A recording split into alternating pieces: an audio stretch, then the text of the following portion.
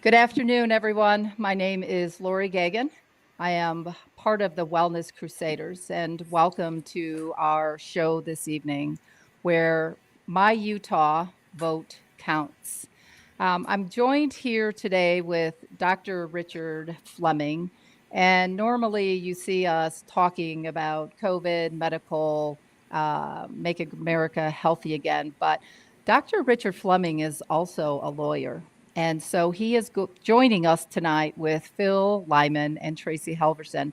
I'm also honored to be joined by my husband tonight, Jim Gagan, and one of my colleagues, Steve Aste. But our interview again today is with Phil Lyman, who just announced his petition to the United States Supreme Court. So we've all known Phil Lyman for quite some time. Phil Lyman is guided by integrity and has strong ethical principles. He is a political figure in Utah where he has made a name for himself by consistently pushing back against federal government overreach and championing the rights of local governments and standing for the people of Utah. He has been an outspoken critic of federal land control and has consistently advocated for the state to have more say over its vast public lands, which comprise over 60% of Utah's territory.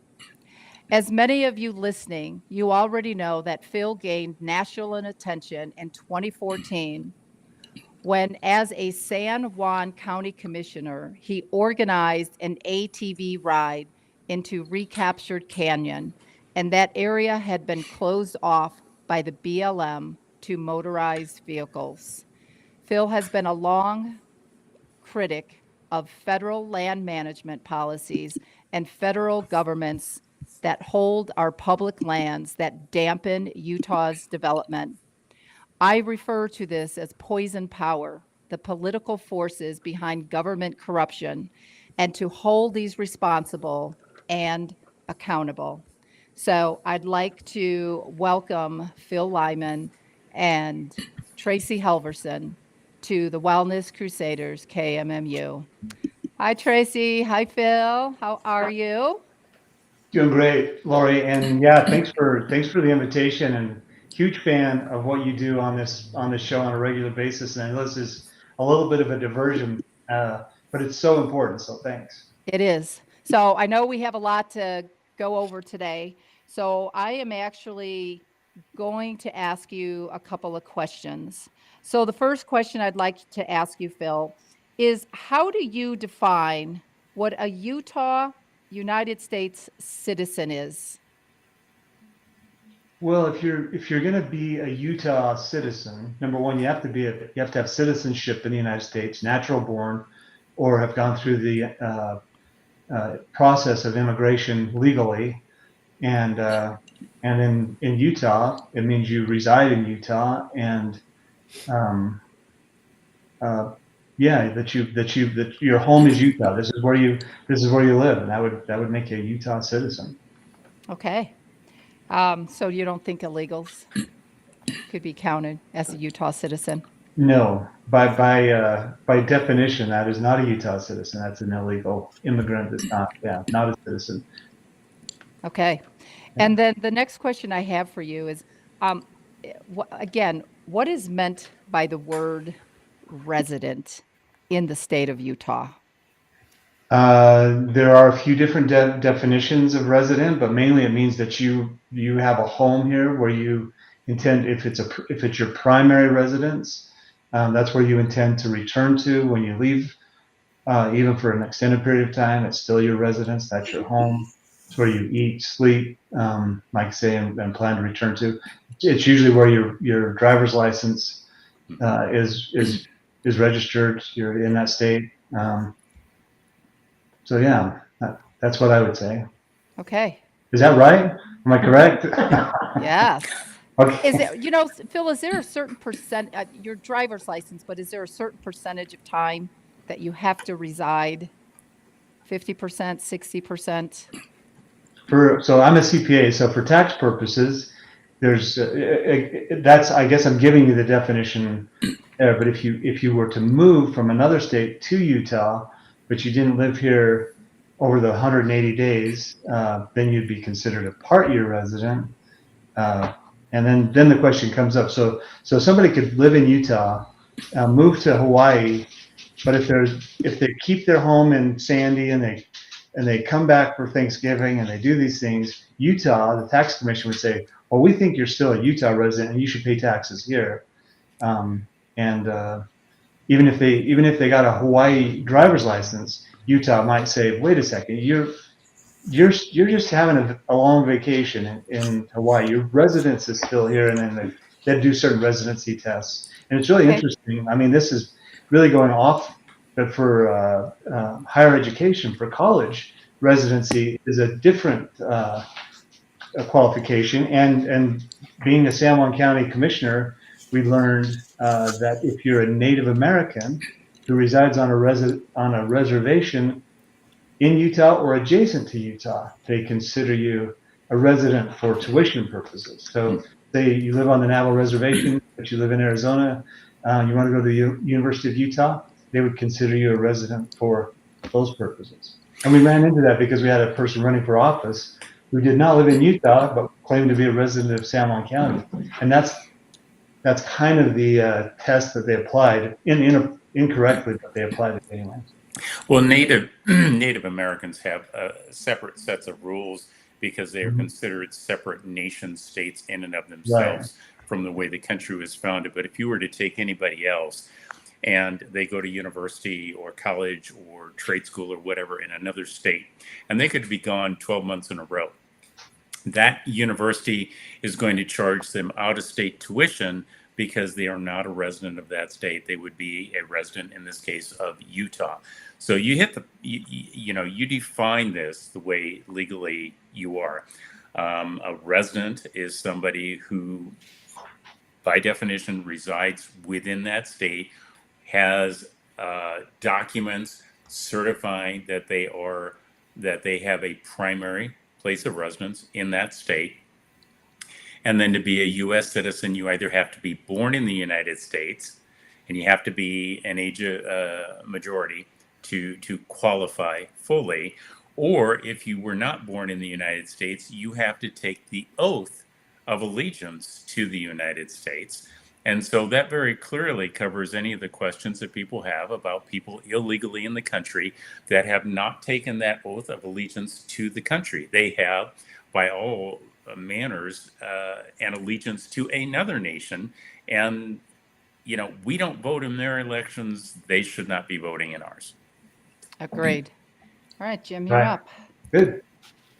So I know we're going to get into the filings you guys have made with the Supreme Court and how we got to that spot. My initial question to you is, because there's a lot of confusion, because Governor Cox and Deidre Henderson, who are in charge of the election, which is sort of like putting the quarterback in charge of the refereeing of a game, they have basically allowed other Lymans to run as write-in candidates as well as you. And my understanding was all I had to do was write in Lyman, and now I think it has to be Phil Lyman or they'll just kick those ballots. And if you're listening and you don't know that's happened, the two people that are the other Lymans are a mom and son team. I think he lives in the basement of mom's house, and she's going to be the lieutenant governor, and this young man is running as governor. So it's just a tactic to screw the election up even more than it is. How do I vote for Phil Lyman and Natalie Clausen on my ballot? The standard there is the intent of the voter. So it has to be clear that they intended to vote for Phil Lyman, and it's a single ticket. If they don't put on Natalie Clausen, that doesn't affect the governor's race or the lieutenant governor's race. So they could put in Phil Lyman. A few people have said, oh, you got to make sure you darken in the little bubble.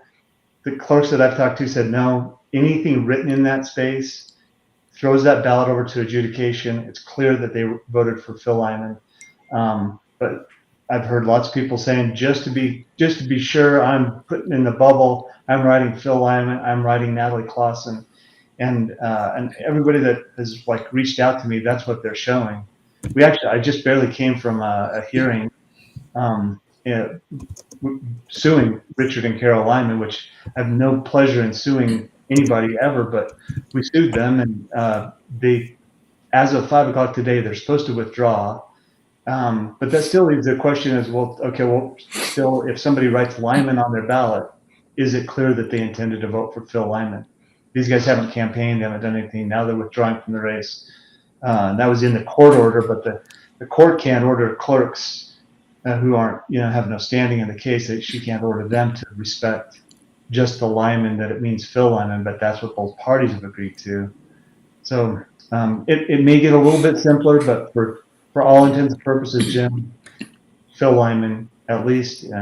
Natalie Clausen, if you want to add her on, that's good too. I had somebody the other day that said, hey, they sent me a picture of their ballot. They said, hey, I just voted for Phil Lyman and Trent Staggs. So they put Trent Staggs in as the lieutenant governor. I thought, okay, that's going to be kind of confusing, but it works. So. All right, just so we're 100% clear, I'm going to fill the bubble in so that's not kicked for any reason, and I'm going to write Phil Lyman. Yeah. And that should be good enough. That should be good enough. Okay. Can I piggyback off? Oh, sorry, Steve. Well, I was just going to do a follow-up, Laurie. Okay, perfect. I'll do a follow-up right after you. Steve Aste here, and hi, Tracie. I wanted to follow up on that. From my viewpoint, it would seem that this is election interference from the Cox campaign for sure. What are your thoughts on that? Well, it is election interference if they, on the part of the Lymans, if they have no intent of actually running. If it was purely to create chaos, then it is election interference. If they were induced to run, then potentially it's a bribery issue, which could be a problem. And if they were induced by the Cox campaign, which is what the original report that we got from text messages, and that's going to be, we still have discovery, so in our lawsuit we'll still get. If it was the Cox campaign that was inducing them to put their name on to create the interference in the first place, then you've got like three layers of criminal interference. So just to be clear, then, it was understood by me and many others that I know that indeed it was the Cox campaign, but there's no cold hard evidence to that effect at the state. I mean, that's really the reason for the lawsuit, is to get discovery, and we haven't gotten that yet. I believe there's at least a federal criminal investigation going on, but of course that's going to be, they don't talk to me about that, but I believe that's happening, and evidence suggests that there is an investigation taking place at the federal level.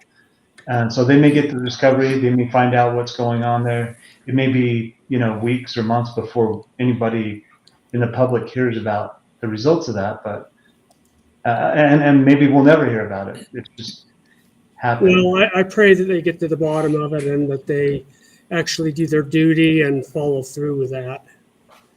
Well, it's really important to us because any criminal element in this, and we feel like there's lots of criminal elements through this whole thing, it changes it from, campaigning and election, strategy to, cheating and criminal activity. Yeah. Which I think that changes the whole remedy. And also the legislature is always saying, well, anything we do is prospective. We can't go back on a technicality and change something. So everyone's like just pushing the narrative. This is unintentional. This just happened. Let's just make sure that we put bills in place so that next year or 4 years from now, we don't have these same issues up, and we'll make it a better system. And that's what the legislative audit. That's their purpose. But they gave us some real nuggets in there, that we can go after. So we're certain. I'm certain that there's a lot of malfeasance that goes on in our elections. How can the general public obtain a copy of that report? Thanks for asking. Yeah, if you go to OLAG, well, you can't see that, olag.utah.gov. That's the Office of the Legislative Auditor General, and all of his reports are on there. And there's the most recent ones are up at the top, and this is about the fourth one down. And it says that state signature verification process. And so that's what, yeah. So I'm wondering, Laurie, if there's any way we can get that up on the screen so any of the viewers might take a look at that. Hey, Leighton, can you see if you can pull that up? Thank you. A follow-up question to the ballots. We've all noticed the hole in the envelope. So a suggestion actually from our daughter was to flip it upside down and then you couldn't see it. What have you been talking about with the hole in the envelope that people can see either your name or Natalie's name? yeah, so somebody early on sent us a copy of their Salt Lake ballot, and they said, "Look, when I put my ballot in the envelope, and you got this little sight hole, which I guess is there to see if there's a ballot inside. So they call it a sight hole. And if you put your ballot in there, it's right over Natalie's name, so you can see that Natalie Clausen was written in. If you flip that over, then you go to the sight hole on the back, and it's still right over Natalie Clausen's name. And we thought, well, that seems weird, but could be a coincidence. Then we got the same thing from Utah County. The hole is in a whole different place, but so is the write-in section, and it shows right through that hole. And then we got the same thing from Wasatch County, and the hole's in a whole different place, and it's right over the top of the write-in. So there's 3 for 3 that we saw. When I got so I went and checked my ballot in San Juan County. They've got a sight hole, but that sight hole it lines up with nothing on the ballot that you could identify. And I'm certain that any clerk or any, at any level, somebody that's doing that, they would say, now you need to make sure that sight hole is at a place where it's not able to reveal what's on the ballot. Instead, it feels like they're saying, let's make sure that sight hole can tell us if there's a write-in candidate on this. And the post office, we've had reports of thousands of ballots being destroyed at the post office. Again, these are all conspiracy theories, but when you see some of the things that would facilitate that, it seems like, well, that seems really unnecessary to put your sight hole exactly where it needs to be to see who's filled in a write-in. I'm going to pause you just a moment. And the term conspiracy theory, I think, has been thrown around so loosely and inappropriately in the last several years by people who do not understand that conspiracy is a legal term. It's not something that was made up by a politician or mainstream media or anything else. Conspiracy is a legal term that means that more than one person or party got together with the intent of doing something that was illegal. The federal government is the first group in the 1800s that used it for murder charges. So I think when you say conspiracy theory, I want maybe for people to cautiously step back from that term, because we've been using it. I haven't been, but a lot of people have been using it as if it's something that's invalid. When you say that there are a number of things that have been going on which raise levels of questions about potentially different people interacting, while that is a conspiracy, the way that it's been so abused in our society is to suggest that you're stating that means that it's invalid on face value. And that's the exact opposite of what this term means legally. And this is where we're at, is the legal world. So even though the general public may have heard these terms used incorrectly, it's important that people realize that it is in fact a legal conspiracy if more than one party got together to do something that is a violation of the law. And you mentioned a couple possibilities. That's the reason why they're investigated. Everybody deserves the benefit of the doubt, and sometimes even if you deserve the benefit of the doubt, you're going to get the wrong side of the law anyway. But we'd like to pretend, at least, that we give people the benefit of the doubt. So I just want to say that so that people who might have heard that term, somebody might have run with it and say, well, that means it's not valid. And that's not what that means. If I could proceed maybe from that with a question to you, because this is important, because you have now filed with the Supreme Court of the United States, what everybody wants to call SCOTUS, a case, and I believe you've also filed an injunction, perhaps, to encourage the Supreme Court to take a look at it. And Utah is in the 10th Appellate Court, so that's Gorsuch.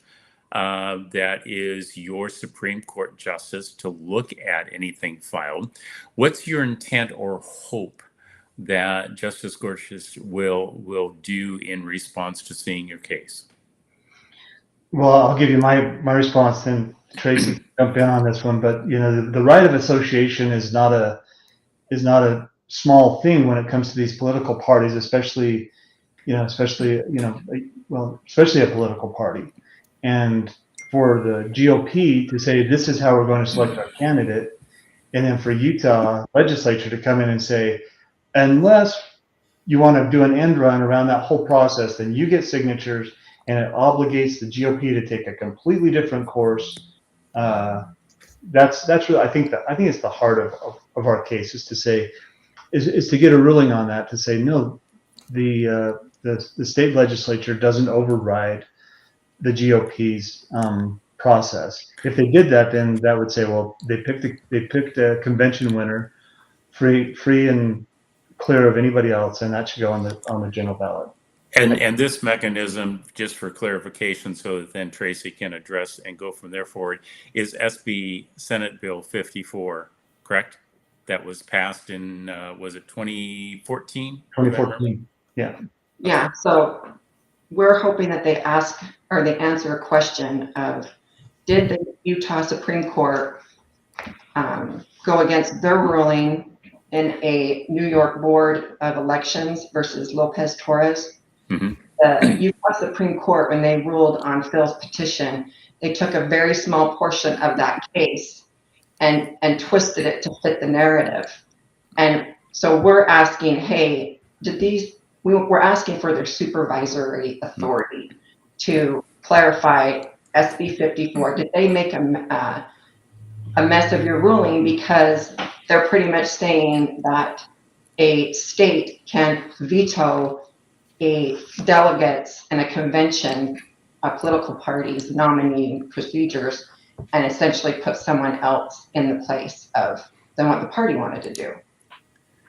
And that's a very important question for the Supreme Court to have, because what we're talking about is not just the laws of Utah. What we're talking about is the Constitution of the United States of America. And, as I've harped in probably too many settings, the Constitution of the United States is a compact agreement between the states and a federal government, so that when you want to become a state, you have to agree to the rules that have been laid down, and the federal government then has to agree with the rules that have been provided for state governments. And one of the questions before we got on the air was, I asked Tracie if she was familiar with Article 4, Clause 1, Article 1, Section 4, Clause 1 of the U.S. Constitution, which is the states and election clause, where the federal government laid out what a state must do, which is to define when, where, and how people can get to the voting process. But it also locked in what the states could do by defining what power they had, the location, the time, all of that, but not in interference with the parties. And, in quoting from some of the federal legislation, it's been noted that the framers understood that the elections clause and a grant of authority to issue procedural as a grant of authority to issue procedural regulations, right?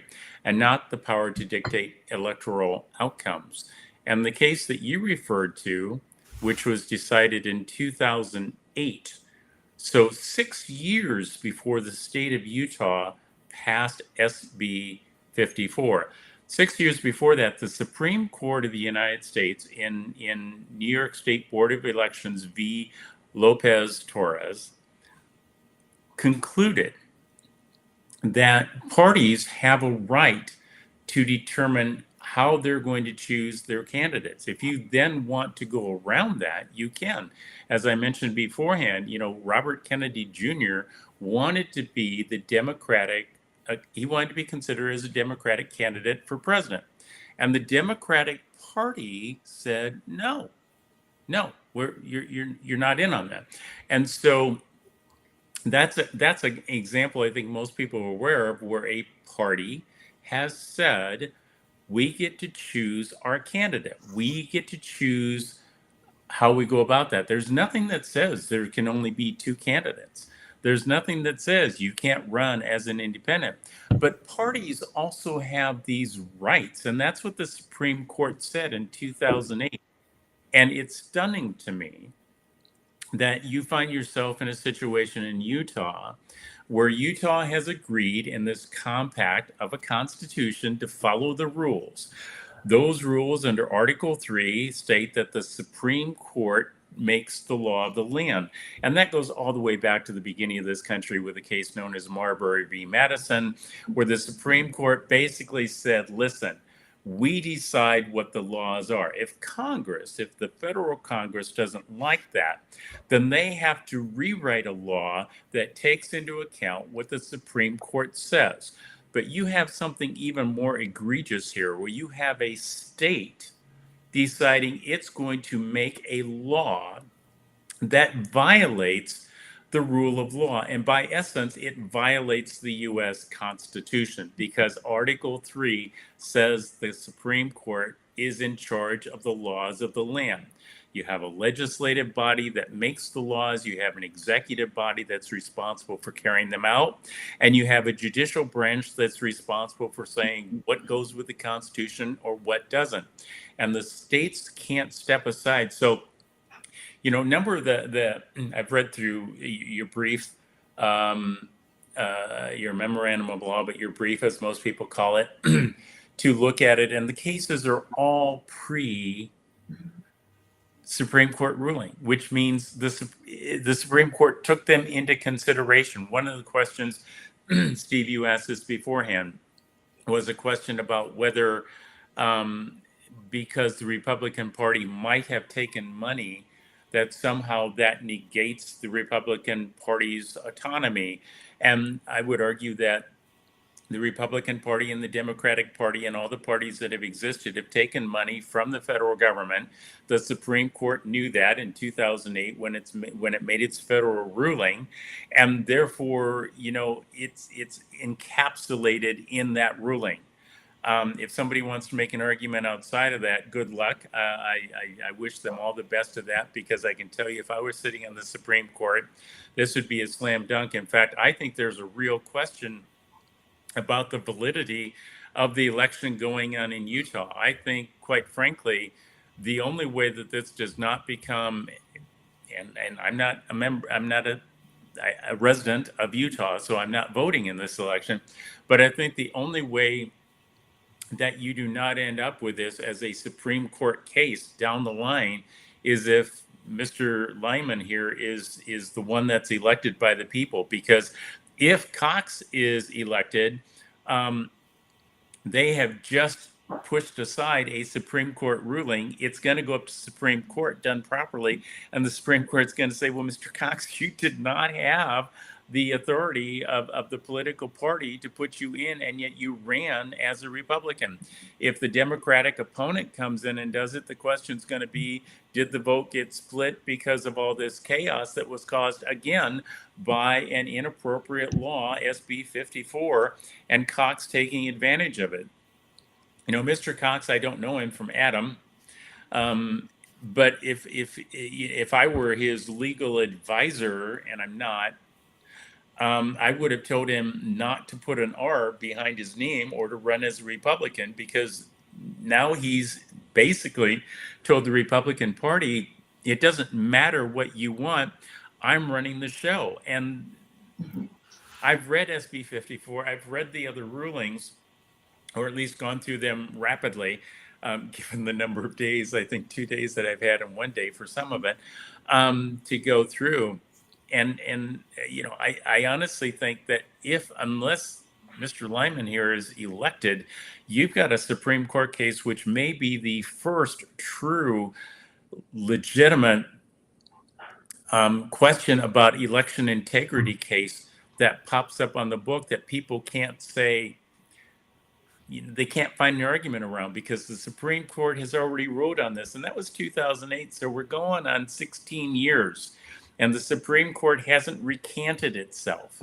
And okay, so I've opined on that, which is my job as an attorney, to opine even when people don't want me to.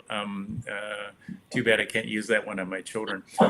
Tracie, you're chuckling, but so I'll defer and let you speak, because I know you've been actively involved with this, and you have a right to represent this CPA who's sitting to your left. Well, and Justice Scalia in that case was very adamant when he gave his opinion to force a candidate or force a party to a direct primary turns the First Amendment on its head. And the government is so, they think they're untouchable in Utah. And that's why, I mean, one justice just totally dismisses his petition and doesn't even give him a chance in court, which could have helped resolve it way before the ballots went out. So but those justices are picked by governors and put in by legislatures. So the first one justice had to recuse himself because his wife works for Cox, and the other one just dismissed it as fast as he could and made up a reason. And another trick in Utah that they try to trick you is, if one justice does kick it, you can have a chance to have it reviewed. Well, it's a trick. It pushes you right back down into the lower courts, the Utah Appellate Court, which, why would you want to go down? And that's why Phil went out. He wanted to get out of Utah because we need the supervisory authority of the Supreme Court at this point. Well, and I think the fact that you've now filed this, you have basically put the timeline on this that you can now go back to, you know. And I think somebody, if I remember correctly, one of the prior 10th Circuit Court of Appeals rulings from one of the judges suggested that it was probably time that this be forwarded to the Supreme Court for a real ruling. Now, I guess I would argue the Supreme Court's already done a real ruling on this, but it is, I'm somewhat surprised by the legislative body of Utah passing a law in conflict with federal law, which is what it is once the Supreme Court's ruled on it. So I think for the benefit of Utah, unless they really want to go through a fairly embarrassing process before the Supreme Court, you know, Mr. Lyman, you probably should be, you know, for the benefit of the people in the state, being the one that they actually write in. I can't speak for other people, but I would say if I was sitting in a state and the guy, I mean, is Cox your governor right now? He is. And this is so. And excuse my ignorance here, but the office you're running for is Governor. governor. Okay, so just I wanted to make certain of that. So the man that is governor has taken advantage of a law that is illegal to try to maintain himself as governor instead of honoring the party that he claims he's a part of and doing his best to have the legislature of Utah correct a law that shouldn't be there to begin with to avoid the embarrassment of Utah before the nation, which, you know, maybe they're not worried about. But if I were in your state, I would be worried about it. If I were a Utahn, is that the correct term? If I were a Utahn, is that it? Right? A Utahn. I would want my government to get its act together and correct a law that shouldn't be there. And I would not, I certainly would not vote for the executive, the governor of the state, to put him back in, having violated this and supported this SB 54, which is unconstitutional given the Supreme Court's ruling. In fact, if I were him, I would embarrassingly at this point in time probably start making public policy statements about having erred and done something wrong. And perhaps we can find a way of working together and trying to reach out to, because my naivety here is that my perspective is that the executive or anybody elected by the people should be doing what he or she thinks is best interest of the people you're working for. I've said that about Donald Trump, that I think he has the best interest of the country. You know, you may not like him on some point of view, and, you know, despite my charming demeanor on here, people don't always like me, or at least all my aspects. But, you know, the reality is you want to do the right thing for the right people, or thing for the people. And it's, you know, it's very clear that this legislation and your current governor is not doing that for the people of Utah. I'll add to that, Dr. Fleming, because he was involved in every case that was around SB 54. He was involved in it, and he knew better that you could not force a person, and he's an attorney, so he knows better. Yeah, you just hate those attorneys. To add a little context to that, the current governor was the lieutenant governor when SB 54 was being imagined, let's say, right? And so it seems to me that it was kind of set up so he could be governor to perpetuity, to me. You're right, Steve. He was appointed in 2014, and that's when SB 54 got passed. The real kicker here, though, is you said the magic term. He's an attorney. So he is supposed to have, somewhere in law college, taken a constitutional law course in which he's supposed to learn not to promote overriding the U.S. Constitution, not to, and if you're going to deal with something that the Supreme Court's ruled on, you have to write the law to address, you know, usually it's the dissenting justices that will tell you, if you want to get around this, this is maybe what you need to think of. But I've read your SB 54, sadly. And there's nothing in it that suggests that they responded to the 2008 Supreme Court case. So they wrote a law. Steve, you mentioned the man was in power at the time, writing a law as an attorney that he knows, and if he doesn't know, he needs to go back and get his money back, because that degree wasn't, you know, I don't know where he went to law college. You know, I went to Concord at Purdue, but, you know, not everybody likes Purdue, so okay.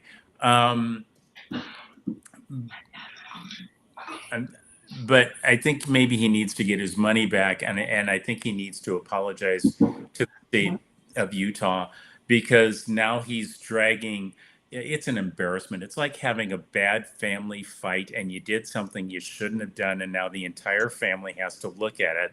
So I think maybe Governor Cox needs to be looked at as the guy who came to the family reunion and did something extremely embarrassing during the reunion, and now everybody has to go home and live with it. Yep. You know, you mentioned Dr. Fleming about the Secretary of State should take some action. We don't have a Secretary of State. The Lieutenant Governor is over all of the elections, and she's on the same ticket with the governor. So really, the governor oversees the governor's election, and that's another issue here. Hopefully Washington and Lee will get an apology letter from him. I wasn't going to mention the name, but I knew where he went to college. You know, you're never going to get that kind of an apology from this governor. But, you know, I want to applaud Phil publicly for doing what's necessary to finally ferret this whole mess out, because the state legislature is part of the problem, quite honestly. They are the ones that passed this law, and they are the ones that continue to perpetuate it and refuse to do anything about it. And I think there's been several of us, including Phil, kind of spearheading this whole effort to get this changed and not have the fox watch the hen house, so to speak. And the Republican Party in Utah has some, they should have stood up and defended their party, and they haven't. And they've been disappointing to me. Well, I think we've seen the political parties in this country embarrass themselves over and over and over again. I mean, you have a situation where the most likely candidate to win the 2024 presidential election is really most embraced by, and so if anybody wanted to know this, I guess knock yourself out, you're going to hear it. Those of us who were Democrats, and we're very proud of the Democratic Party because we date back and we think of JFK when we do that.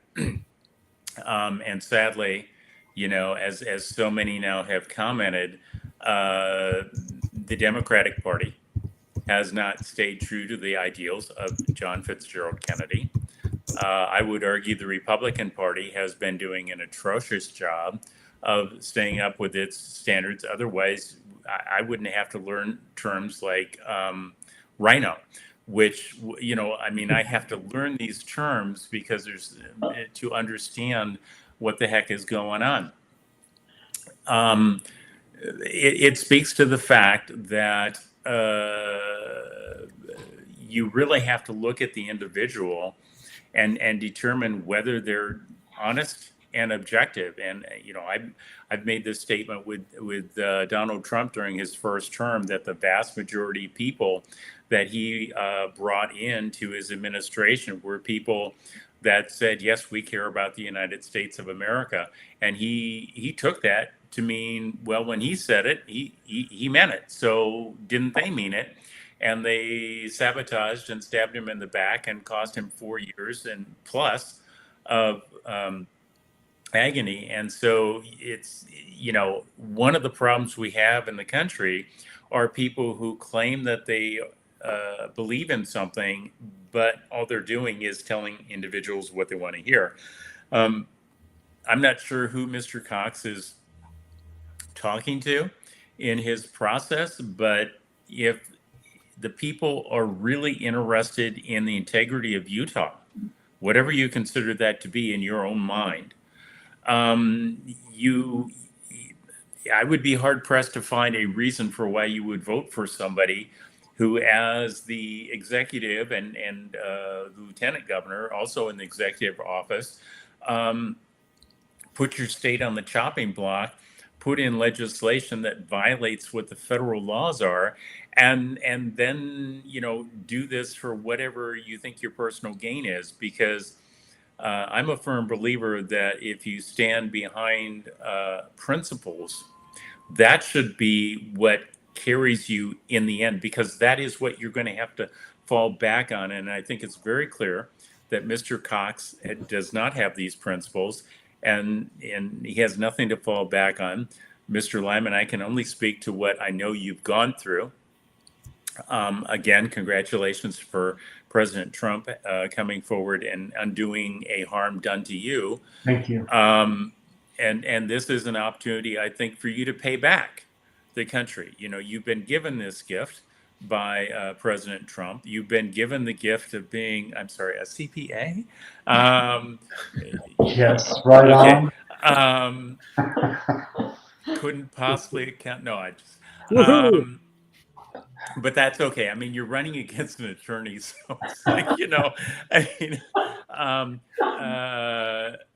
JD's cause problems. And in this case, the guy is, right? So I don't want to take up all the show, but I wanted to, I think, it's obvious that Tracie's in your corner. She's doing this work for you.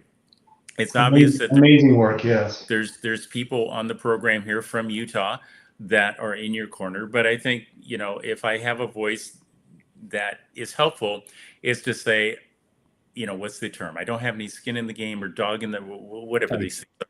There's these expressions that basically say, I'm not going to benefit from it, but as I look at it objectively, legally, the man has gone out of his way to help make a law that breaks the Constitution established by the Supreme Court of the United States. And that's not a man that you put into office. And I guess for Jim's statement, write in Phil Lyman, not just Lyman. Okay. Go ahead. I have a follow-up question to that. Before we go on to talking about the SCOTUS, do you think that Spencer Cox should resign to save face?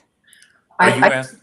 Go ahead. Whoever wants to answer. I mean, I know what my opinion is. I think you should, but My opinion, Utahns should demand it, because that's not how Utah believes. I mean, we're even outside, we're looked on as being Christian, a very Christian and religious state, and how embarrassing that we have a governor that, to me, frankly, is lying. He's an attorney. He knows better.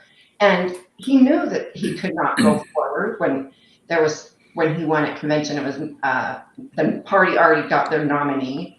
And for him to keep pushing the narrative and confuse the people of why he got to go is terrible. And I think the people should demand that he resign and that the legislature impeach him, because we do have impeachment in our laws, but our legislature is so run by one ruler, and they do whatever he does, that they don't do their actual job. And people need to start demanding it, that they do their job, and he needs to be impeached. And it's embarrassing that he has done this to our state.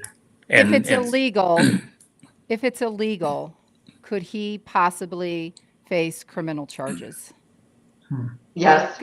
From what Dr. Fleming has been saying. Yes, because I looked at it, and under section 407, it allows for the party to elect them at the convention, and then they go on. It was illegal to put their names on that ballot. It's called a counterfeit ballot, and Utah code deals with it. And then they put it in the mail. So you've got a federal offense too, because they did a counterfeit ballot to trick people to think that they were on the ballot for the primary, and then they put it in the mail. And then he didn't get signatures, and they did it a second time for the general election. They commit crime after crime after crime all the time, and we need to start holding them accountable, because that's what they're committing. That's the key, Tracie. For me, it's the accountability. Mm-hmm. We see it not only here in Utah, but nationally. Crime after crime after crime is committed, but that only matters so long as they're held accountable. And no one is willing to step up to the plate, and federally or in the state, until Phil, and start putting the pressure on to hold them accountable. And that's what we need. And quite honestly, I think the electorate here is quite ignorant, and they need to educate themselves. They need to pull their head out of the sand, look at the reality of what's going on. They don't want to see the bad. They only want to see the good things happening here, and they don't want to acknowledge the bad. Well, and so much of it, dealing with my colleagues in the legislature has been, like just watching me fight this fight. And the big message has been, do you care about whether this is illegal or not? Am I the only one? Is it just because I'm running for office? Can you see that it puts me in an awkward position when I'm the one running for office? And I'm also trying to fight this fight. And I didn't run for governor because I wanted to be the governor. I ran for governor really to fight this fight, to expose that. It turns out that it's a really good platform. People find it really compelling to say, hey, somebody's actually going to fight the fight. So they really work well together. But to their credit, the key people in the legislature asked for the legislative audit. I think it was to shut me up, to say, we're going to call your bluff, just go away. So they do the legislative audit, and it comes out, lo and behold, the legislative auditors say it appears that Spencer Cox likely did not get his signatures. Now they want me to just say, hey, well, that's okay, that's not a problem, and it's like it's out of my hands at this point. Kind of to your point, Laurie. So I think enough people are seeing what's going on, and with what Tracie's filed, it's not something that Phil Lyman has to go and push and push and push. And if I decide I'm not going to push anymore, that it just goes away. I think it's really blatant and really obvious. And I think it's really important that people quit saying, when is somebody in the system going to correct the problem? Mhm. I so very seldom do this in public, but I'm really tired of everybody else expecting people in the system to do their job.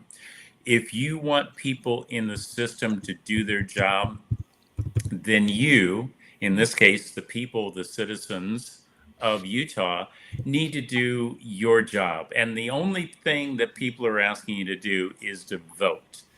Now, you can stick your head in the sand, you can become better educated, or you can do a variety of things. But to just get upset because other people in Utah are not fixing the problem is to shirk your responsibility. You don't have to. Nobody's asking you to go to war. Nobody's asking you to build a structure that you can't build. People are asking you to go vote. And if you have any questions about your governor doing illegal things, independent of asking whether you can hold him criminally accountable or do any of a number of things, you should be asking, why aren't you getting out there and voting against the man, and voting in this case, Agreed. if you think Mr. Lyman is the person, to go vote for it, right? I mean, Well, he got 67% of the votes at the state convention. He is the person. Right. So it begs the question, and even with this manipulation, what you're saying is that Cox didn't even get the number of votes that he needed. Dr. Fleming, he was booed so bad on the off the stage the first time that, I'm sorry, he couldn't find his man. Then I expect to come back up on the stage for the second one, that he sent a puppet out. Then I expect the citizens of Utah to boo him again when they go to the polls. And as Donald Trump would frequently say, I expect the people of Utah to go to the polls and register a vote that says, Mr. Cox, you're fired. Yeah. So I like it. One of the things that bothered me this week was, and I don't know that everybody knows this in the state, but there's a Government Records and Accountability Act that allows you, it's the GRAMA board, you can come get, it's like a FOIA request for Utah. And I went to the meeting where Phil had requested to be able to look at the signatures and validate them because it impacts his race and the will of the caucus system, which elected him. He was more than 60+1. He was 67% of the vote. And I'm sorry. 7.54, actually. And I think that people don't understand that Cox's office is the one that appoints the 5-person panel for the GRAMA board. And the judges that they go in front of, when you have a legal question, are also appointed by Cox's office.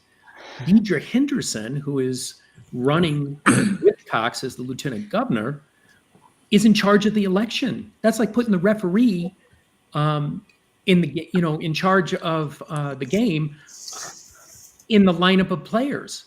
So is everybody appointed in the state of Utah, or do you actually vote for anybody? I don't think so. The thing that bothered me this week, though, was Deidre came out and made a big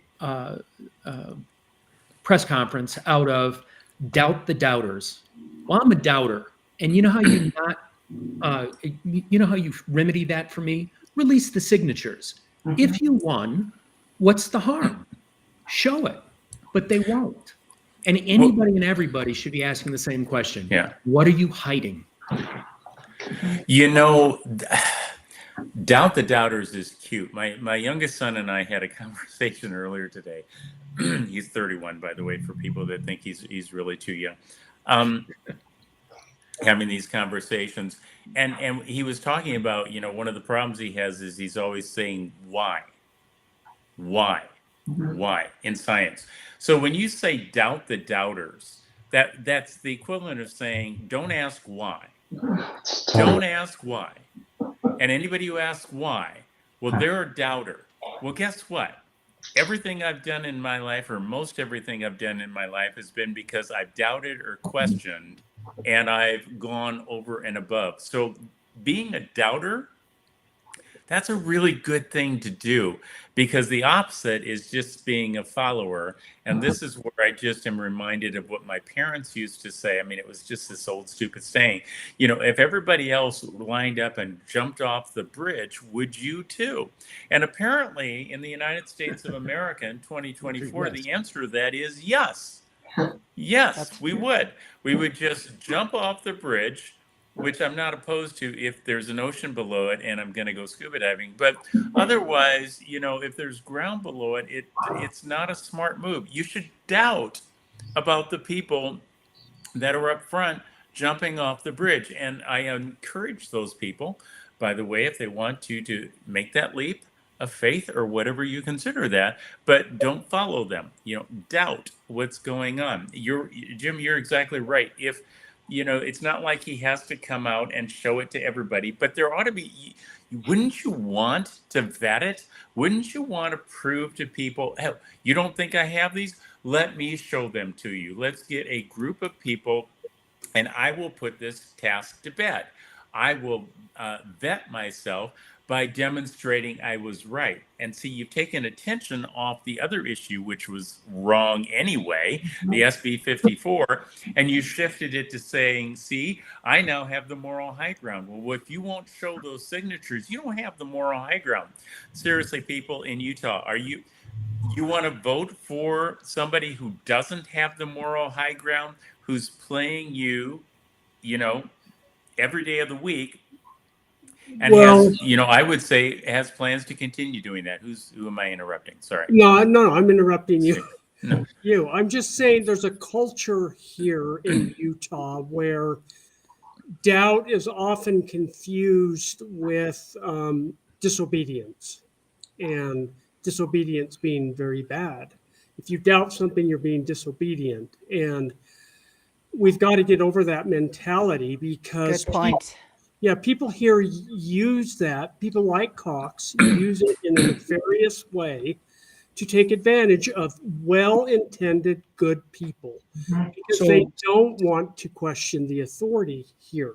Steve. And I see that as a huge problem that needs to be overcome. And slowly, with time, I think we're getting there, but not fast enough. Steve, doesn't that speak to agency? Doesn't everybody supposedly have agency to be able to do what they know to be right and true? Yes, theoretically, Jim, but the culture here precludes that to some extent, and we're expected to fall in line to some degree and not question those that may know better than us. Well, and I think people have a hard time thinking that someone would do something bad.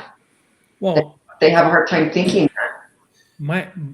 What I would say to those people just on the releasing the signature side of this argument is, if I were Deidre, whatever her name is, I would release the signatures, prove my position and end Phil Lyman's campaign.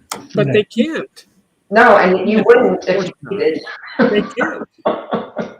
If they didn't get the signatures, they can't do it. And I think that's what's happened. It's 100% what's The happening. way they treated There were, what, 8 people that verified signatures, and only one of the 8 actually completed the signature verification courses required and certification to do it. Yeah, Right. they would have And released them. Don if- Gibson used the same company, Gathering Ink, to do the signatures, and 25% of his signatures were invalid. Mhm. It's the same company, same process, same procedure, same underhanded nonsense. Yeah. All great I'm comments. sorry, Jim, how do you really feel?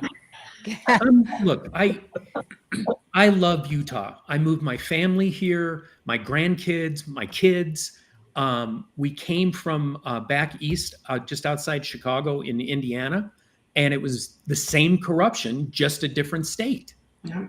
You know, big political machines deciding who gets to be our rulers. And that's not how the Constitution's written. Right. So the reason I'm adamant that Phil Lyman becomes governor of Utah, or why I feel so strongly, is he's a principled individual. That's what we need. It's actually how I ended up meeting Dr. Fleming. He was a principled guy that was out there early on. Well, as I got to know you. But Yeah, no cupcakes. I for saw you. him on the internet standing up saying, hey, we need to vet the COVID vaccines because something's not right. And somebody built this thing. And he had proof and he had data, and it was objective. It wasn't a gut feeling. Well, this is the one thing I've found with the legislature is you can rail, you can give fiery speeches on almost any topic except the truth. You get down to the truth. It's like, okay, if I say this, then someone's going to really get hurt or feel it. And so we do as politicians. It's like, let's talk about this. Let's talk about that. Let's bring this up. But you talk about, elections. It's like, no. We're not talking about that. And everybody should, like move to the other side of the room if somebody over here is talking about it, which has been real confirmation for me in this whole battle to say, this must be a true thing that I'm talking about here, because it alienates so many people in the establishment, in what I call the syndicate. They just move away from you, and then they attack you through the media. It's amazing. So predictable. It's sad. It Yeah. is. Before we move on to the SCOTUS case, and I think Steve's rebooting his PC, I want to go back to the ballot. So for those of you who are looking at that ballot, Jim, you found that ballot. Do you want to explain it, the hole in it? Or Phil, do you want to talk about like what we're seeing? And that is a Salt Lake County clerk ballot with the hole there.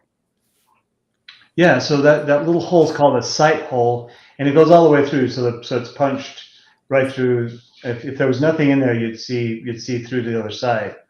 And if you can, on your own computer, if you zoom in there, you can see that it has. I think it says Natalie. You can see the IE. Anyway, you can tell there's a write-in in that spot. So. Do we think this was intentional? Like have the holes in the Well, ballots? I don't recall last year. What should be is intentionally not in that spot. There should be some intention to make sure that does not show any data in there. And it's really easy to do because there's lots of blank space on the ballot. You can put that sight hole anywhere, and when it happens once, you say, well, somebody kind of flubbed up on their job. When it happens in 3 counties and counting, I don't know how many more there are, but in 3 counties where it's exactly over that spot, in different spots, because that's where in different places where Wasatch it's really deliberate. Wasatch is the same. Wasatch in Utah. So I think it would be interesting to see in prior years if anybody could find the envelopes from prior years and do a comparison and see, does the hole line up in the same place such that maybe they've just always done it this way, or is the hole now in a different place, which would raise the question of, wait a minute, if we've been processing these mail-in ballots for many elections and this is how we were doing them before. Now, why would the hole punch be They, something? they did get rid of what they call the privacy sleeve this year. So in previous years, you put it in a sleeve and put that in the thing.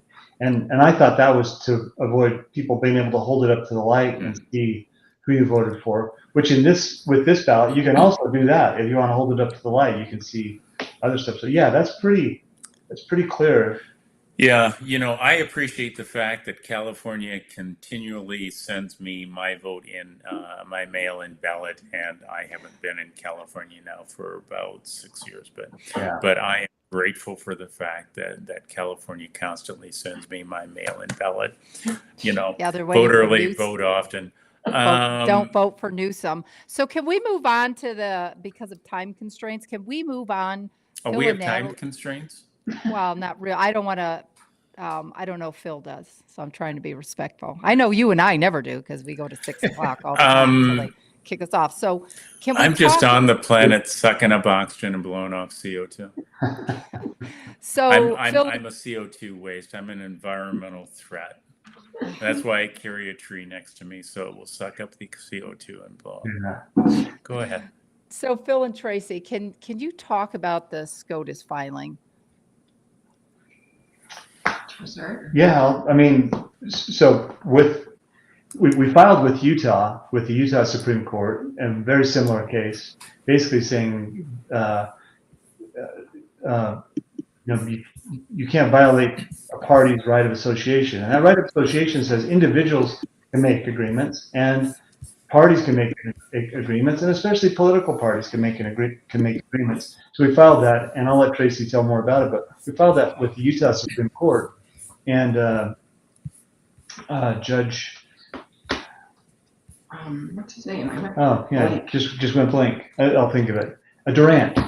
Judge Durant issued a thing right away, which I mean I appreciate the quickness of it, but he basically issued a thing saying about 5 different straw man arguments. You're arguing this and this and this and that, and we've already said that doesn't apply. This doesn't apply. This doesn't apply. Go away.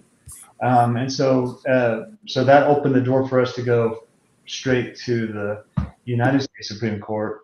And this one I think is really very much refined and on point, and right on the front, right, you open up the front and it says the first line in there is about Lopez Torres case, and then a really concise question, and that's basically the case. And then you got another 692 pages adding to that. It's beautiful. That's why they call it a brief. Yeah. And these things we had to send 70. Yeah, we had to print 20 and send 40 to the United States Supreme Court. So you got 700 pages a piece, and we're binding all these things up, and some really generous people have helped to cover the cost of all that, and we appreciate that. And so yeah, I'll let Tracie tell you a little bit more about her experience on it. Yeah, because everybody always says in the party, well, we've spent $500,000 trying to determine if SB 54 is unconstitutional, and we couldn't win, so you're not going to win. That's what they keep saying. You're not going to win. We tried, and the point is they just had the wrong party to the case. They had the party to the case, not the individual who holds the constitutional right. The individual holds the constitutional right, but because it had so many cases around it already, around SB 54, we felt comfortable when we talked about it just to go straight up and go directly to and ask for their supervisory authority, because of all the cases and all the hard work that was put in. I mean, there were some great people that fought this when it was first passed. There was some really good patriots fighting against this, and they did. They took it all the way up to the 10th Circuit. The first case, it dismissed the open primary. Part of SB 54 originally had open primaries, and the first case they found that unconstitutional because our primaries are just for Republicans, but they opened them up to anybody could vote for them. That wasn't even a Republican. So they found that unconstitutional. So that case kind of went away. But then they argued, well, no, we get to choose our if our people can gather signatures or not. And that was part of the second case. And the way the case went up, and it went all the way up to the 10th Circuit, and they ruled that it was constitutional because it didn't harm the party, because the party was the only part of the action. And they even said they couldn't rule any further, but Dr. Fleming mentioned this, that Chief Justice Timkovich, he writes a beautiful dissenting brief and explains exactly what is going to happen. And he explains exactly what has happened in our party, how he says this is going to divide this party, it's going to fracture it. And that's what you do when you want to take over something. You wanted to cause division, and it did. It fractured it. And he depicted this very day and said, you're going to get somebody that they nominate at the convention level that the people want, and you're going to go in and put somebody else in it, and you are going to destroy this party. And I think that was the whole purpose of SB 54, is they've always wanted direct primaries. And a direct primary is very harmful to the people of Utah, because we believe in a representative form of government. And the reason why we do is we start at the bottom of the level, and we pick our neighbors to say, hey, help us pick to know who to vote for. I know probably everybody on this call, when elections come, they get a call and say, who do I vote for? Because most people don't pay attention. They don't have time. They've got their children, their family, their work. So that's why we do believe in a representative form of government. But they can control a direct primary. They can control that with big money. And that's what this New York case that we asked about versus Lopez Torres, that exact case was the same situation. There was two people that wanted to get elected, and they were mad because they couldn't get elected through the convention process. And so they were demanding a direct primary. And in that case, the two lower courts ruled that they could have a direct primary, that it was okay, that it didn't harm anything. It didn't harm the parties. And in this case, which was funny, the Republican Party and the Democrat Party were on the same side. And so that's pretty much the case today, Tracie. yes, it is. So that's what this whole fight was. In this case, it was the exact same thing. SB 54 was created because someone was mad because their type of candidate could never make it through the convention process. They would never get picked because they were too liberal. Well, there is another party you can go join. Go join it. And so that's when Justice Scalia did determine that you could not force a party, and they reversed the two lower courts. And I'm hopeful that I think this is a solid case. It's easy. It's one question. We wanted it easy, and it ended up being almost 700 pages because of all the hard work of those people that they did. And I give a shout out to them, to those that fought before and set this case up to be an easy decision. One of the other things that's really unique about this situation, we haven't had a governor in the history of the state, an incumbent governor, who failed to qualify for the primary at convention. So this is the first time. It's the first time that you have an incumbent governor who couldn't get a 40% threshold, and only one other contender that came out of the primary, or out of the convention. So to force a primary was inappropriate. There should have been no primary. That's the only. So it really is a test case for SB 54. And Tracie hit on the key point, which was, what was the intent of the people who wrote SB 54? And this is something, I've gone through this with Laurie, and maybe Tracie's been on some of these conversations where I've looked at some of the Utah laws and people interpret it one way. And I look at it and say, well, I can see how this law could be used for something completely different. And the question always comes down to, what was the intent of the law, because we all talk about we don't need a bigger government, we don't need more this, that, we don't need more laws. I mean, I'm not in favor of more laws, and yet it seems like I'm constantly putting laws together to potentially be passed because of issues, and I will tell you most of the time exactly what I'm thinking about. And we one of the things you're supposed to learn as a law student is, not that most of them do, but to read the Federalist Papers. Why did the founding fathers argue and include what they included? What was their intent? What were they concerned about? And so you hit on the topic of why would SB 54 even need to be passed? And why would you pass a law that violates what the Supreme Court has already ruled on? And if you're an attorney, you don't get that. I mean, I recognize, one of the advantages of not being an attorney is that you get to do stupid with the law, okay? I mean, because the courts will say, yeah, they're pro se, they're not really an attorney. We know they're going to make mistakes. They don't get it. We don't get to do that. Paralegals really don't get to do that. You have a little bit of leeway there. But it's always because the attorney's signing off on it, right? Even though I know that most attorneys, not myself, but most attorneys, it's really the paralegal or the law clerks that's writing the vast majority, but the attorney just needs to make sure all the I's are dotted and T's are crossed. But, as Jim's pointed out in messages to me, I guess GPT, is that the current thing that people are using, right? GPT, is that the GPT? Yeah, GPT. Yeah. GPT. Okay. That apparently he's now a legal scholar because he's doing GPT. Bless your heart. But it's the intent of the law that you have to ask. And I think, you hit, Tracie, right on the button. What was the intent of somebody passing SB 54? And I think we're seeing it.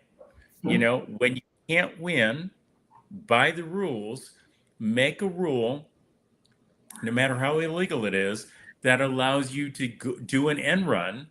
And if nobody will hold you accountable, you win, right? Mm-hmm.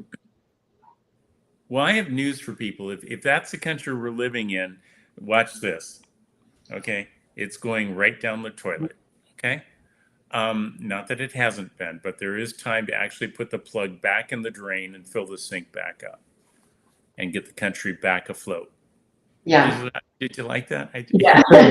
And to your point, Dr. Fleming, that means the people. We have got to stand up and not only vote, but we've got to tell our legislatures and we've got to demand it that this is wrong.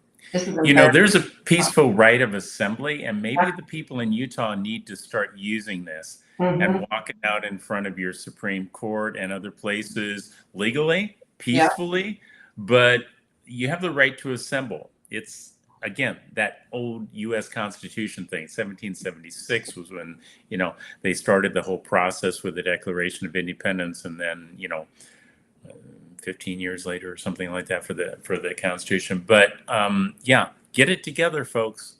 I'm here in Texas. I still get to vote in California, but I don't, right? So, Tracie and Phil, I mean, and Phil, I know you were just on Jason's podcast as well. I love his podcast with his wife Alexia.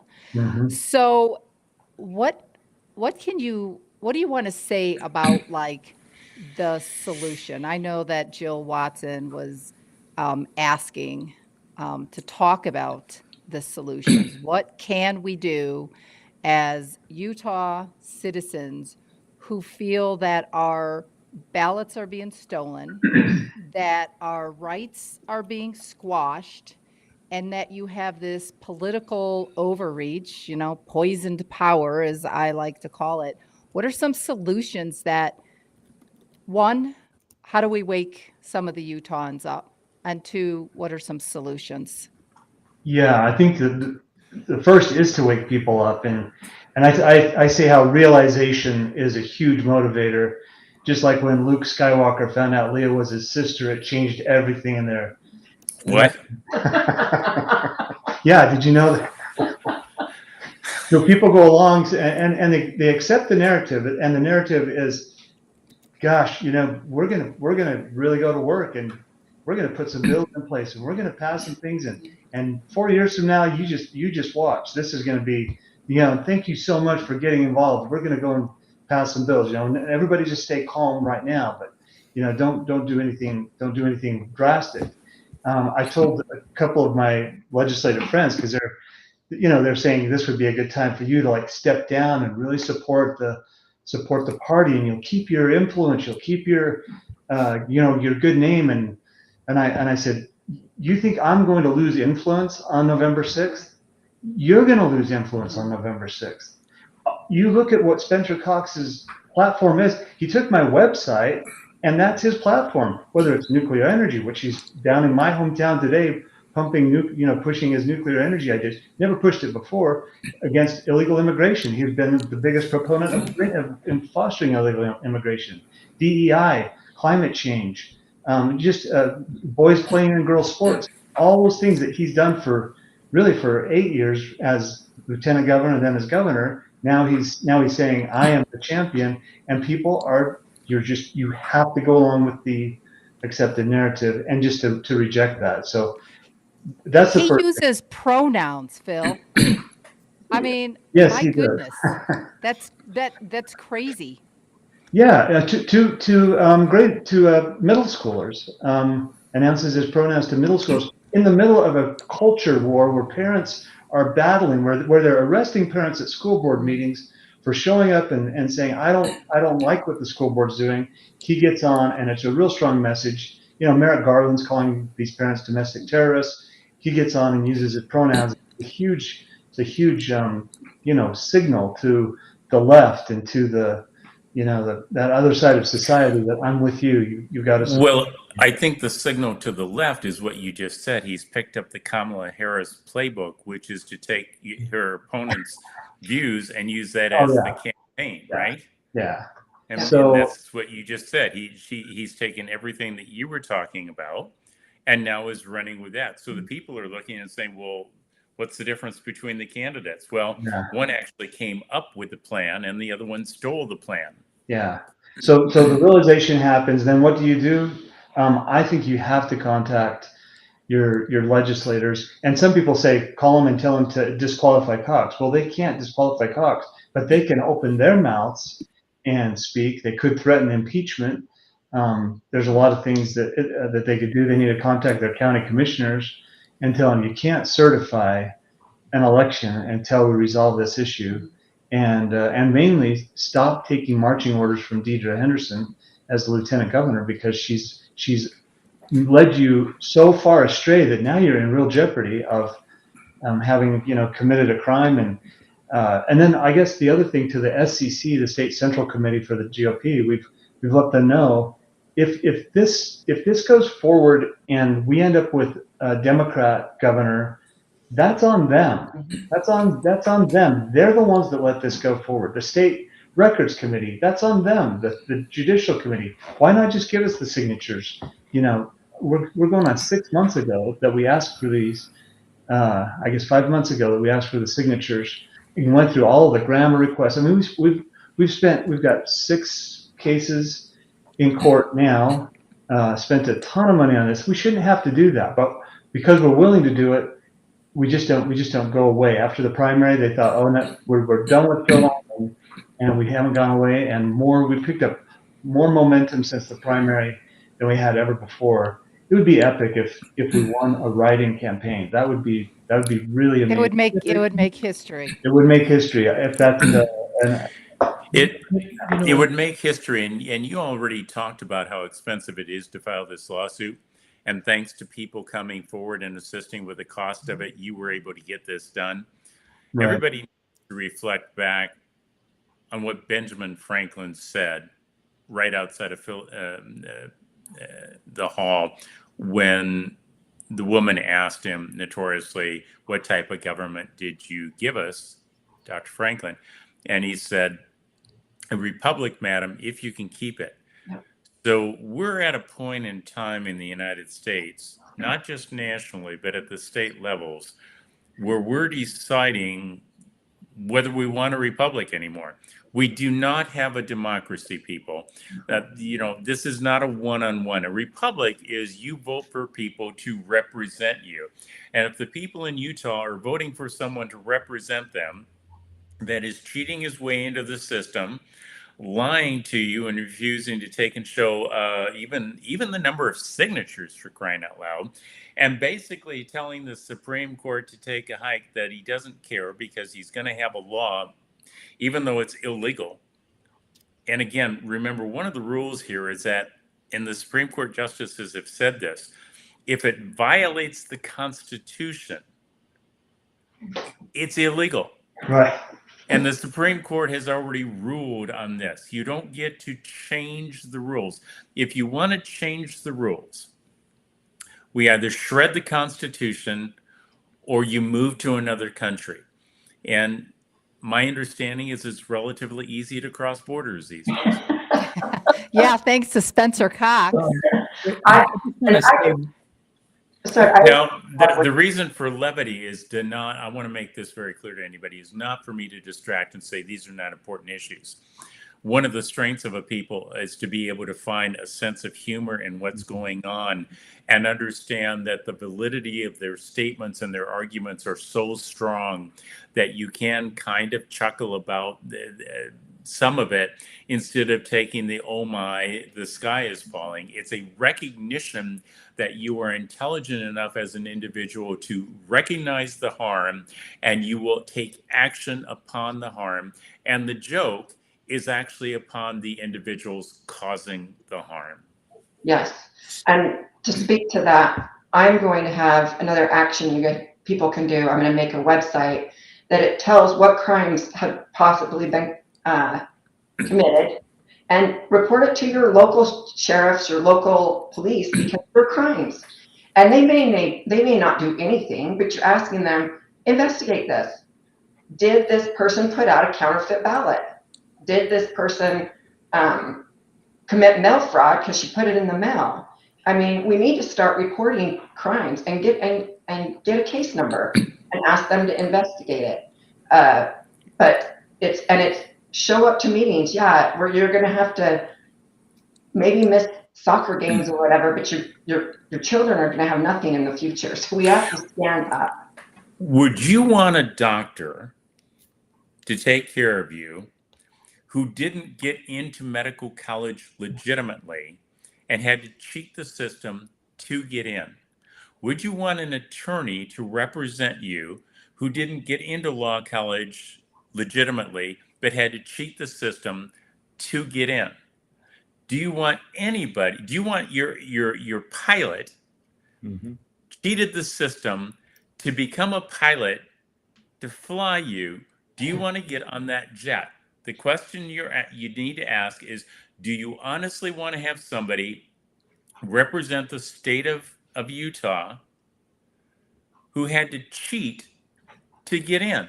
Even if it's not illegal, take that off the board. If you have to cheat to win, you're a cheater.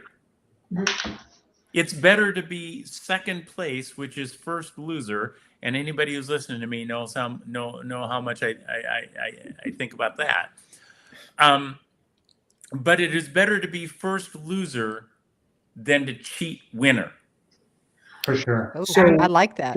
Yeah. And we need to stop accepting the narrative of, oh, we'll fix it next time. It's okay. Stop fixing Now's the time to fix it.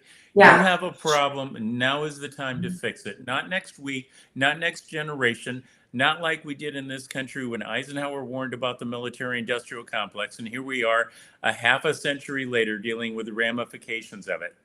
He called for attention. People put it off, and this is part of why we're in the mess we are. You have a problem. You need to do housekeeping in the state of Utah before the rest of us have to deal with it. Because if somebody like myself gets in the position that I have, I will guarantee you it will be dealt with, and not in a comfortable way. I like So, that. can you guys hear me? Yeah.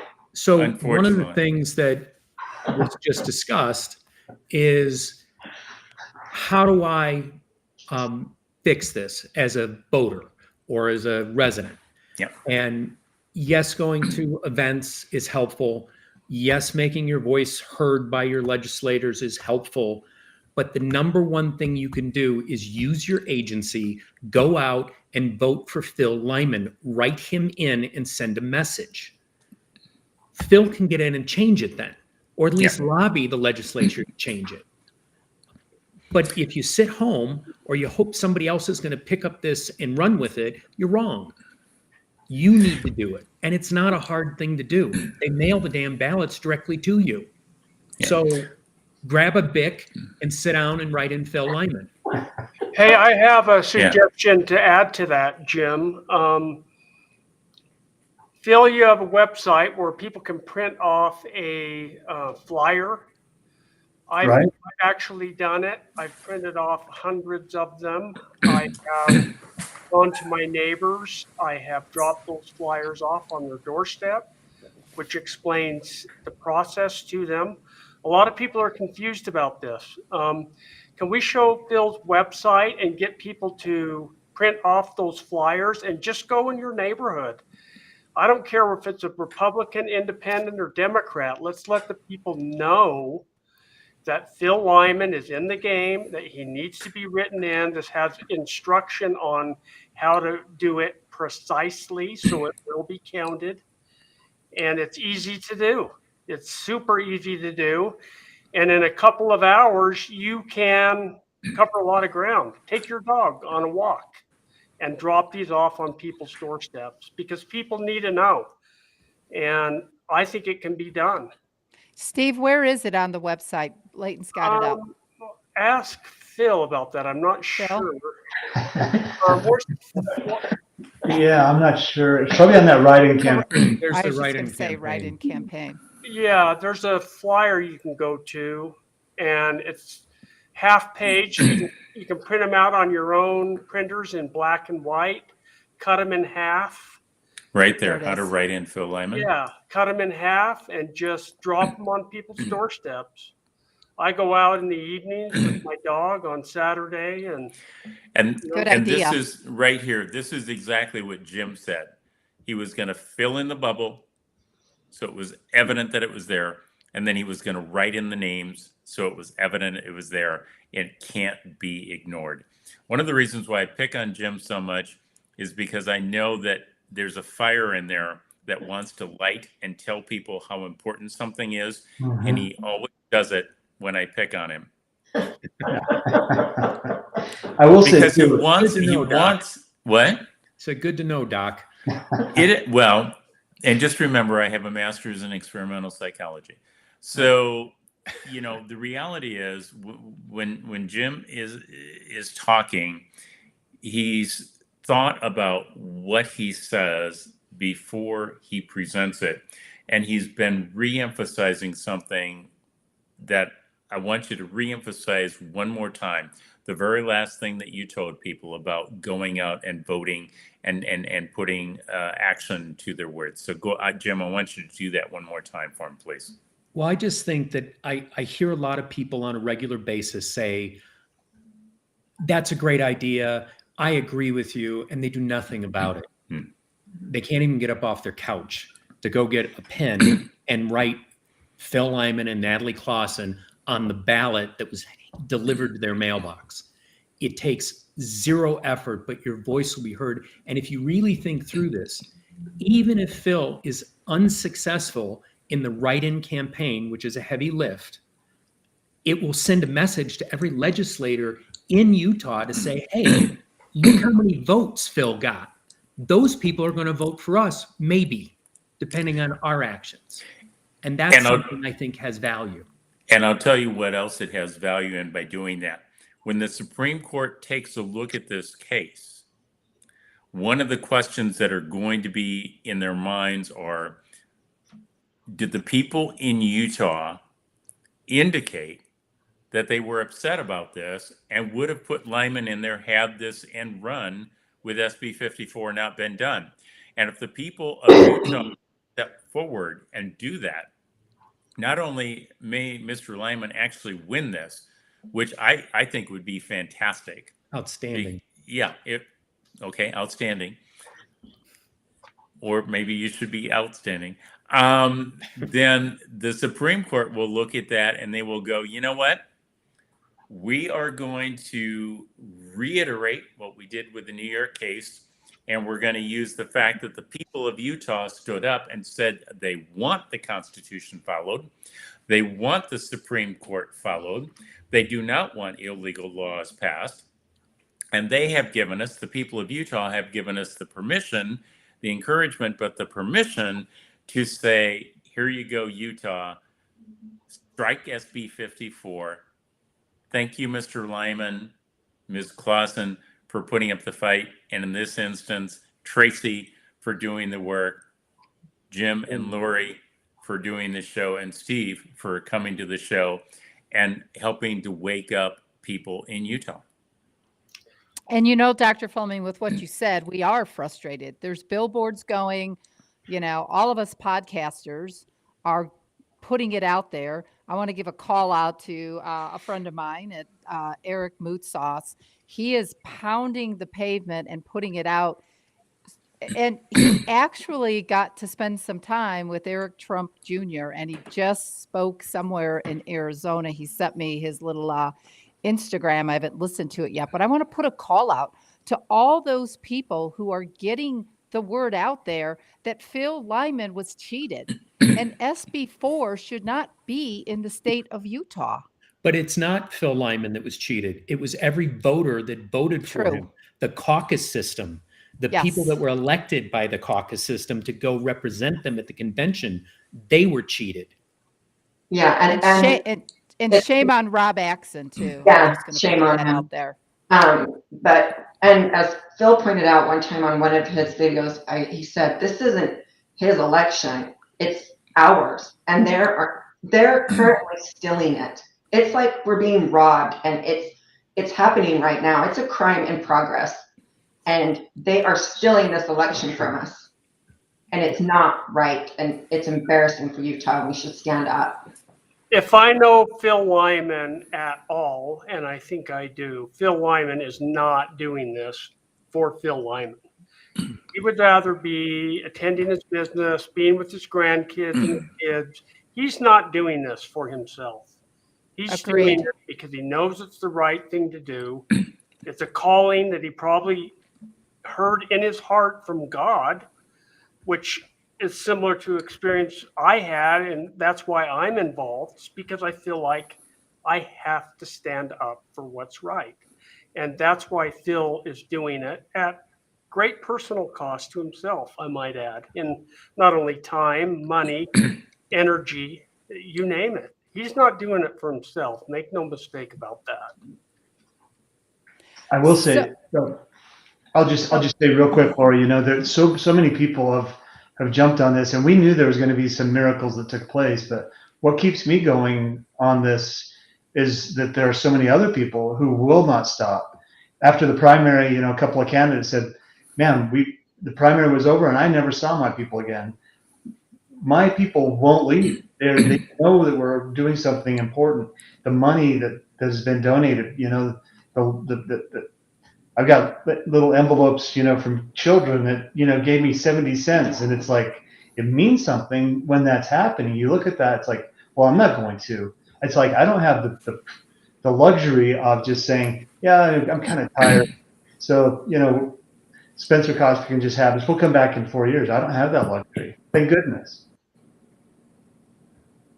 Well, it's certainly a defining moment in not only Utah's history and what's going on here, but similarly in our country in general.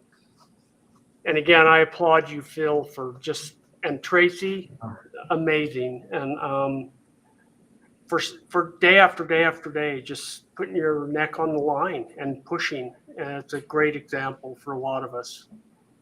Well, my wife Jody is sitting right over here. She's like a passenger. She reminds me all the time. I'm a passenger in this car. Yeah, I have to suffer all of your decisions. All your Hi, Jody. I'm supportive though, guys. I want to say, I know a lot of, we put the information up about the website, but I know a lot of people are just listening to it. And so I want to give the website out again so people can go and download flyers and go to your neighborhood and drop these off so they know that they can vote and write in Phil Lyman. So it's LYMAN 4 spelled out FOR Utah.com/write-in-campaign.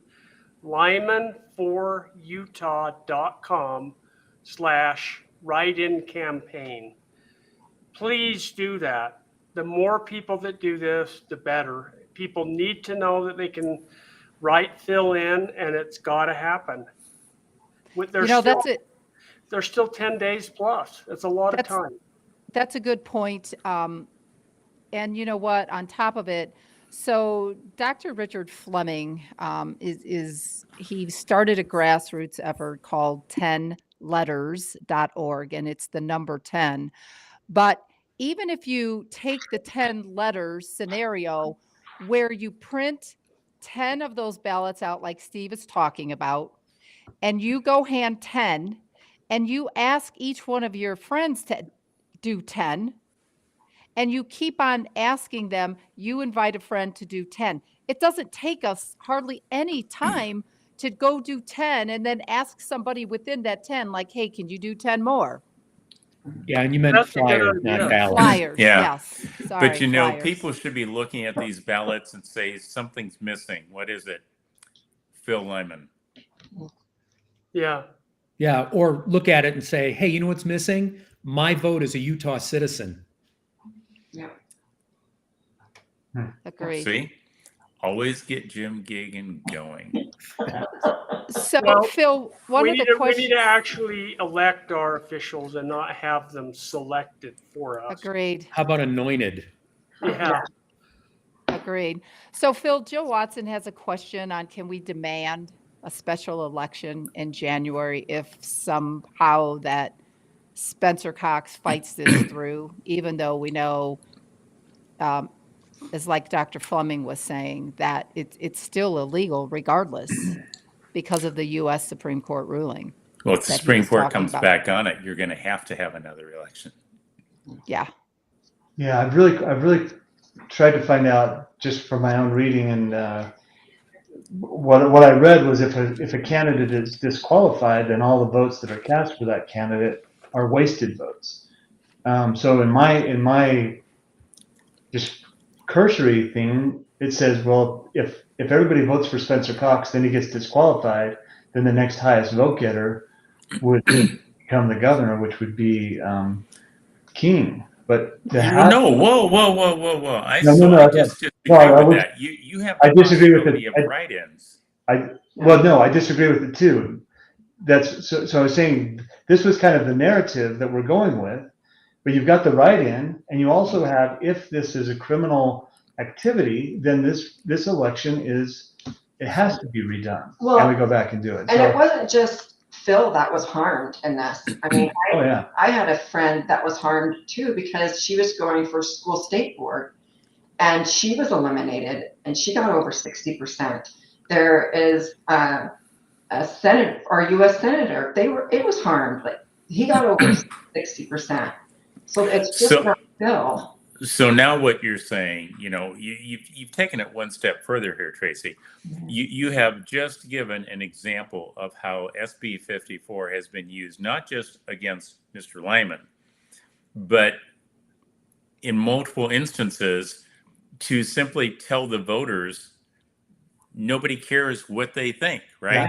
I mean, again, let's use the national analogy. Joe Biden gets the votes. He gets the votes.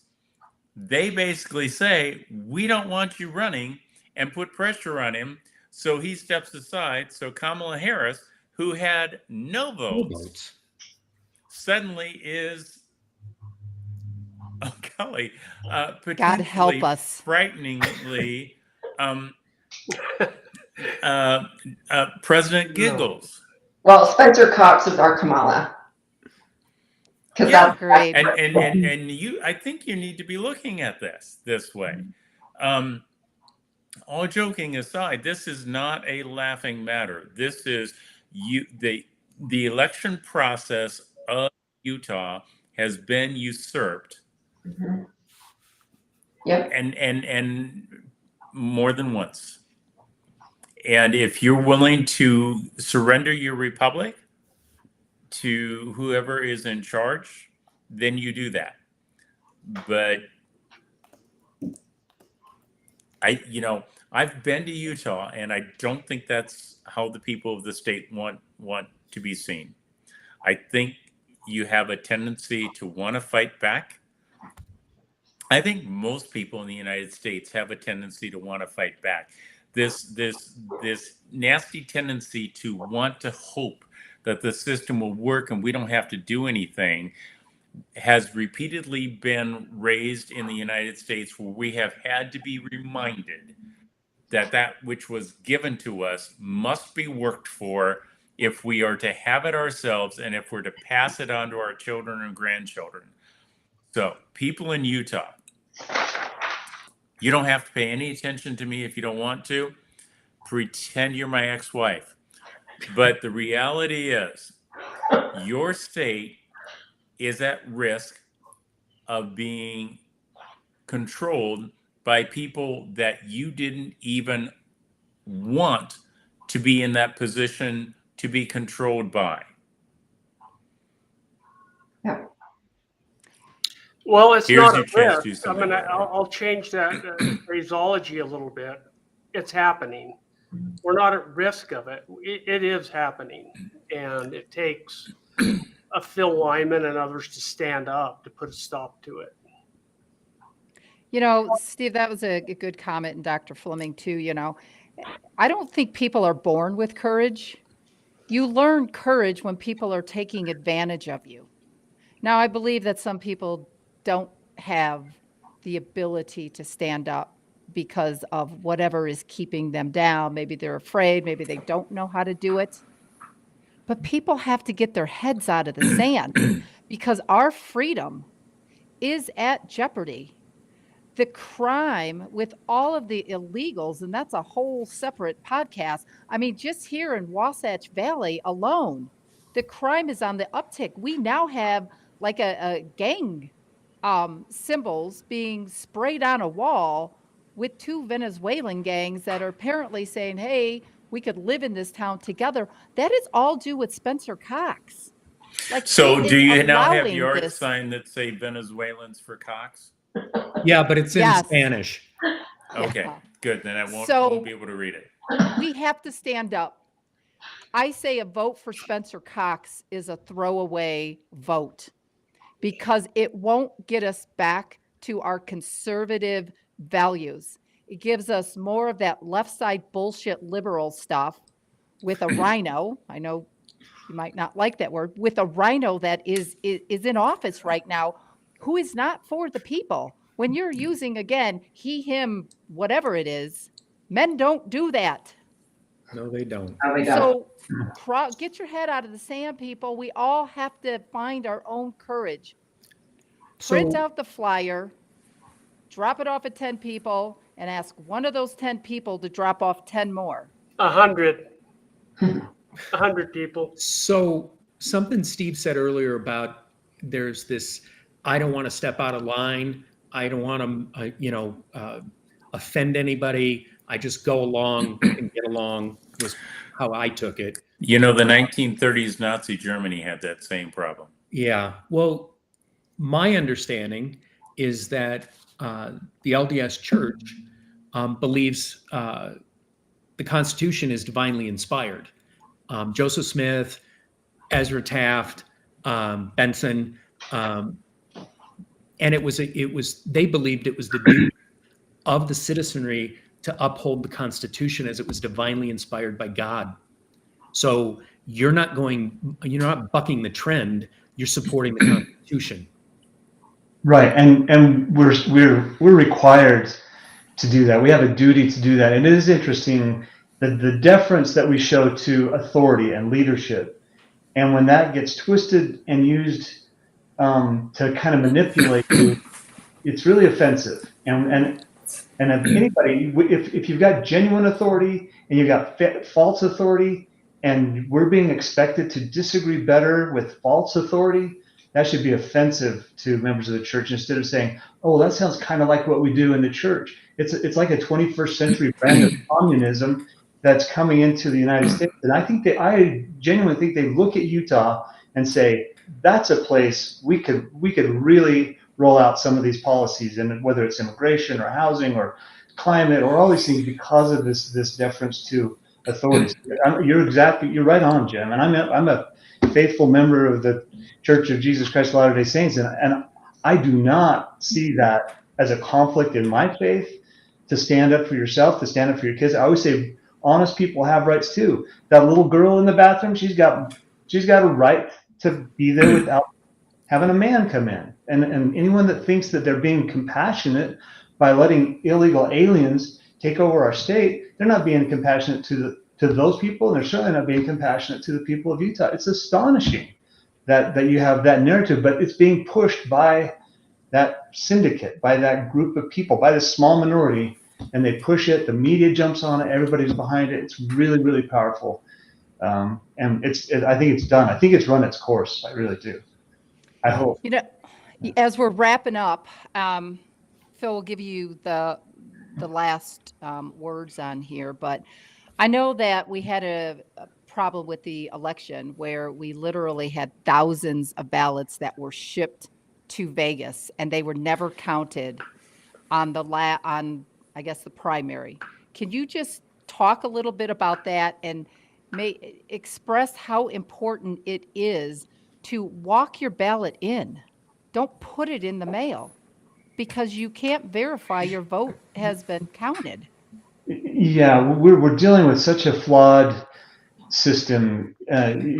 Talking about the chain of custody, and you lose chain of custody when you drop it in the mail. If you drop it in the drop box, you lose chain of custody. You take it to the clerk's office and leave it with them, you really lose chain of custody. But you mail it, and you're guaranteed you're going to lose chain of custody on several different places. You do have the ability to go into the website, vote.utah.gov, I think it is, put in your information, and they will record. You can see that, oh, my ballot was at least booked as having been received by the clerk.